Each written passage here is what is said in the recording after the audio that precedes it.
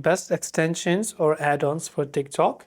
Now, the best extensions for TikTok depend on whether you're a content creator or a viewer, because for editing, there are various popular options. The first popular option on a mobile device is called CapCut. So CapCut also officially works with TikTok, by the way, to share various of their TikTok templates that you might have seen. It says edit on CapCut or something like that. So it has basically lots of users, and even on the free version, it has a lot to offer. The second on the list is we actually have InShot. So InShot is also one of the versatile video editing applications. There's also the free version, and it includes features like video cropping, background blurring, and music integration. And similarly, you have Adobe Premiere Rush, a cross-platform tool that simplifies the editing process for social media.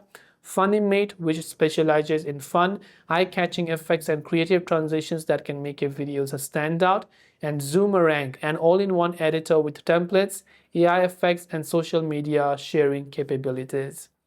Now for viewers as well, there are various other options like TikTok and Instagram Sorter, or PicTok, or Font Ninja, or ad blockers, but these are only available for the browser version and not necessarily for the app.